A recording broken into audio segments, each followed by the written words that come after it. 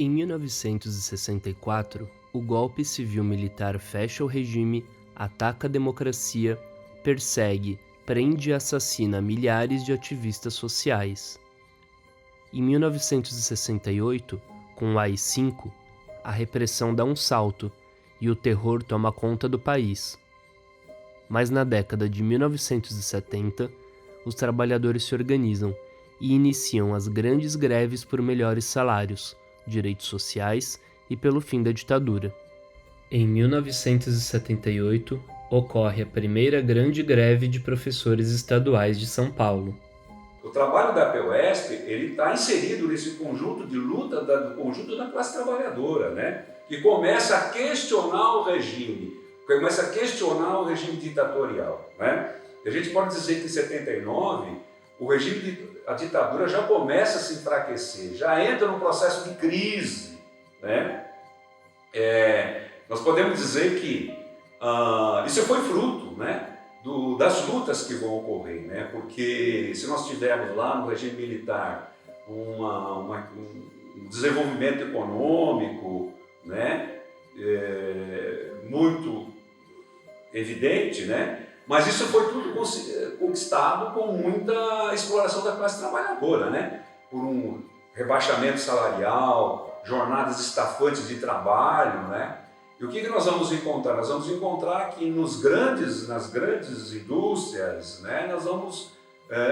Nesse momento o Brasil passa por um processo de urbanização, né, de fortalecimento de amplas camadas que vão trabalhar nas indústrias, por um proletariado novo, sem experiência sindical, mas que tinha uma grande capacidade já de luta, né? Já começa a se estruturar, a se organizar nesse período, e que vão desembocar nas grandes assembleias, com 60, 70, até 100 mil operários, né? E que vão organizar as suas mobilizações, suas greves, que tinha como palavra de ordem aumento de salário e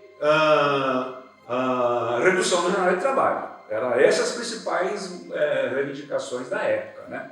Então a POSP, né, a organização da POSP está inserida em todo esse conjunto, né, de momentos da conjuntura que o Brasil passava. Uma geração de jovens professores e professoras se organiza, fazem a luta contra a ditadura e contra a direção da POSP.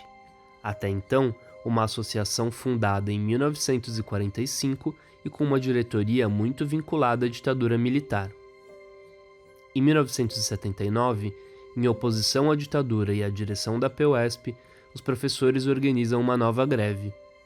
A luta contra o governo conquista aumento de salário e convoca eleições para a diretoria da POSP.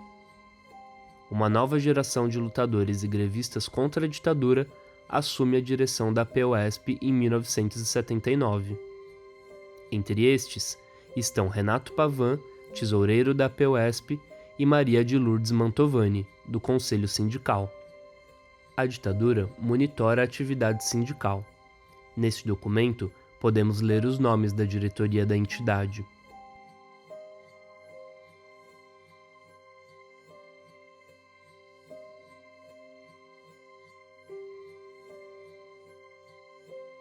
Nesse outro trecho, vemos a confirmação de que o desconto sindical dos sócios da POSP foi uma determinação do governador Paulo Maluf.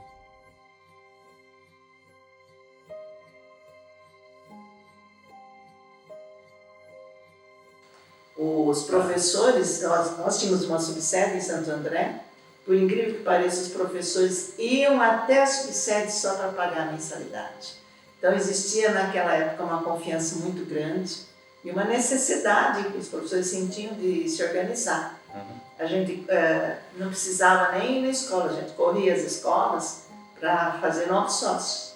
E os professores iam lá. Aquele monte de carnê, eu me lembro bem, que a gente pegava, eles aceitavam, repassava para a sede central.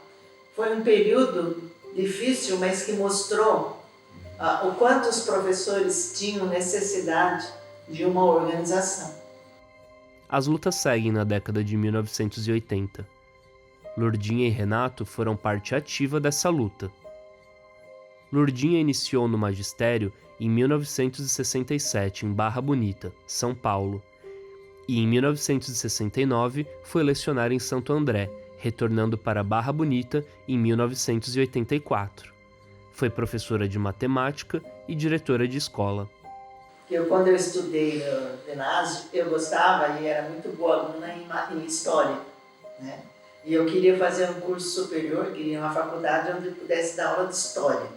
Mas existia aquele problema da família, eu vou estudar em São Paulo, imagina, jamais. Então eu fui estudar em Botucatu, fiz vestibular de Ciências Sociais. Por quê? Porque existia na época a formação em História dentro de Ciências Sociais. Aí eu queria. Mas foi passando o tempo e a habilitação específica seria Sociologia. E a ditadura tirou da grade curricular as aulas de Sociologia e entregou de bandeja para os formados naquela época a habilitação em matemática. Tinha muita estatística, muita matemática no curso de Ciências Sociais. Então, eles deram carinhosamente essa formação para nós, em matemática. E quando a gente começou, em 69, a dar aula, a gente ia nas escolas fazer a inscrição. E eu me inscrevi em História. E aí pegava o registro matemática, eles punham matemática também. E aí o que apareceu? Matemática. História, acho que tinha poucas aulas, então não pegava. Sociologia saiu do mapa, foi extinta totalmente. Então é isso aí, a gente... claro que eu me preparei, claro que depois eu fiz curso de matemática, própria faculdade. Então a gente teve algumas surpresas com essa ditadura. Renato também iniciou no magistério em 1967, em Osasco. Lecionou em Carapicuíba e, em 1971, foi para Santo André. Foi para Jaú, em 1986. Lecionou também em escola particular e na ETEC Jaú. Entre 1990 e 1993, retornou a Santo André e, em 1994, volta em definitivo para Barra Bonita. Renato foi professor de artes industriais, desenho técnico, educação artística e desenho geométrico. Renato e Lurdinha nunca abandonaram a luta. Renato foi diretor estadual da PUESP de 2002 a 2005 e é conselheiro estadual do sindicato e da coordenação da subsede Jaú, sendo reeleito para o triênio 2023-2026. Lurdinha foi diretora estadual da PUESP de 2005 a 2008, sendo reeleita para a gestão 2008 a 2011 e, novamente, eleita para a gestão 2023 a 2026, além de também fazer parte da coordenação da subsede de Jaú. Nestes anos, estiveram nas lutas por emprego, condições de trabalho e salários. São 45 anos de luta em defesa de uma escola pública, gratuita e de qualidade, que atenda os interesses dos filhos e filhas da classe trabalhadora. Nos últimos anos, estiveram firmes na luta contra o governo fascista de Bolsonaro. Como forma de renovar os ataques e perseguições da ditadura militar, a ministra Damares, do governo Bolsonaro, indeferiu o pedido de anistia de Renato e Lurdinha.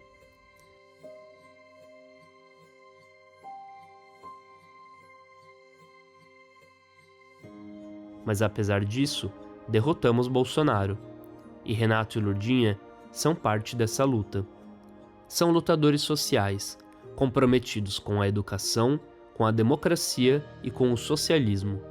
Fascistas não passarão. Renato e Lurdinha têm aqui nosso reconhecimento e nosso agradecimento pelo exemplo de dedicação e por tudo que ainda farão. Nesses 45 anos, né, de militância, acho que tem dois momentos que me marcou, né? Marcou não só a mim, como a categoria como um todo, né? Um momento de tensão, de preocupação, né?